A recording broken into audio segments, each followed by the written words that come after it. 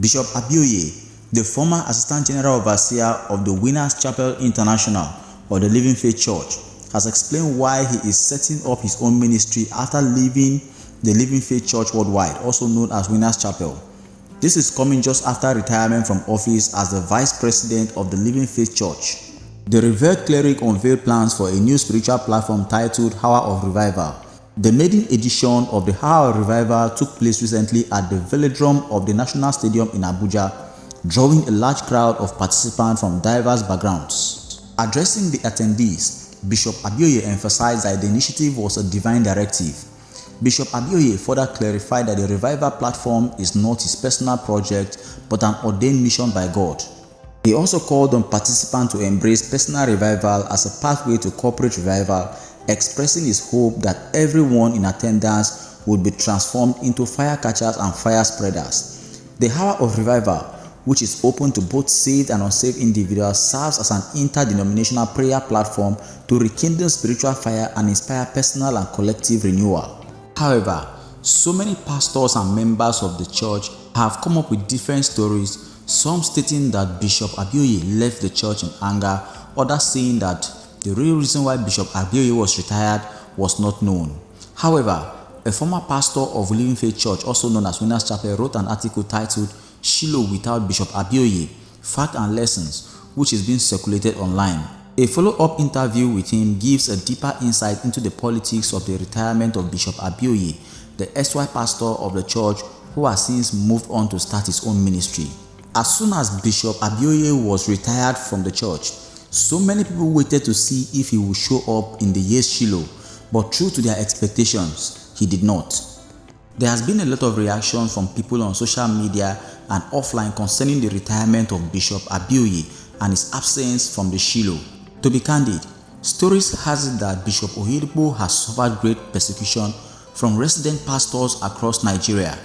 It was so much that very trusted pastors betrayed him in so many fronts. There was a time in an international conference that Oyedepo announced that his wife was critically ill to the point of death and so many pastors were wishing her dead. The fact is that most things we see from the outside does not reflect the reality from the inside. Oyedepo, from the actions of his pastors, learned the hard way not to trust anyone fully. To be honest, you may wish to inquire from any resident pastor who at all is still pastoring in Living Faith Church, especially those who were ordained at least 14 years ago. There are two categories of pastors in Winners Chapel: the Papa's boys and the Abioye's boys. Papa's boys are those who have direct link to Papa and are loyal to him, whereas Abioye's boys were those who were loyal to Abioye. So many pastors who came into the ministries as at 2010 came with pure zeal to serve God, not knowing that there are internal political power play that goes on within the mix. One of the pastors who is resigned now actually shared his story. Said after his appraisal in 2010, he was informed by a top official that he was among the top in his set, that is 2009 to 2010. He was told that by his appraisal, he was transferred to one of the big churches in the eastern part of Nigeria with over 1,000 members. He waited for days and weeks for the transfer letter to get to him, but it didn't, even though he had verified knowledge of the transfer to that particular branch. To his surprise, the letter finally came, but it read that he was transferred to Living Faith Church in another branch to become the Pastor 1, meaning that he was the senior pastor of that branch. He actually felt bad at first, but he took it as a sign that God is leading him to that place. At the new location, he planted so many churches, and in a short while, he was pastoring the 4 churches. However, he struggled to adopt the new reality which he saw in the ministry. After struggling for some months, he decided to follow the trend and join the group that was holding sway, which was the Abioye's boys. Like magic, everything started to fall in place for him. He started enjoying some of the privileges and love to the extent that he was asked to pick where he wanted to serve or where he wanted to be transferred to.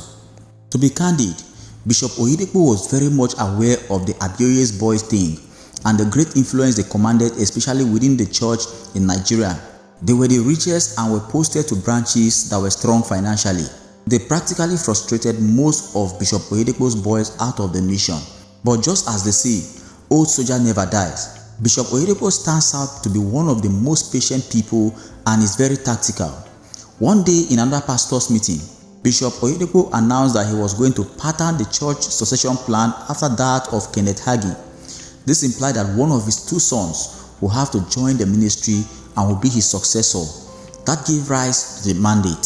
The mandate itself went through a lot of reviews because some of these pastors were taking advantage of the content of the mandate to carry out some self-serving actions. As such, the mandate at the time was suspended and subjected to a very critical review. One may ask, was Bishop Abioye aware of the existence of a powerful clique codenamed the Abioye's Boys? I think he was very much aware because whenever it was time for his birthday, pastors who were loyal to him were tasked to bring monetary gifts that was usually collated and sent to him, including the names of the pastors and the church branch they pastored. Bishop Oyedepo practically left the running of the church in Nigeria to Bishop Abioye and did not bother to know what was going on except for Canaan Ota, the headquarters. So Bishop Abioye held sway. However, Bishop Oyedepo, having decided to hand over the church to Pastor David Jr., concentrated on tutoring the young man by himself in Ota and creating an enabling environment for the young man to command influence and respect among pastors. This would not be possible if some of the old war horses who were with Papa were not shown the exit door, from the greatest to the least, hence the retirement age strategy. Well, before now, it was believed that Living Faith Church Goshen Abuja was built by Bishop Oyedepo as a parting gift for Bishop Abioye. So the plan was to make him the life resident pastor of Living Faith Church Goshen Abuja. However, it was discovered that if Abioye is still in the system and David Jr. takes over, the young man will not enjoy the sovereignty to do as occasion serves him as the president of Living Faith Church worldwide. Hence, the difficult but only decisive decision to retire Bishop Abioye and Bishop Aremo, though Aremo was just a co-victim, not the main target. Whether you believe it or not, this decision came to Bishop Abioye as a rude shock, although his wife loved it because his wife has always been of the opinion that the husband should start his own ministry long ago instead of doing a second fiddle to Bishop Oyedepo.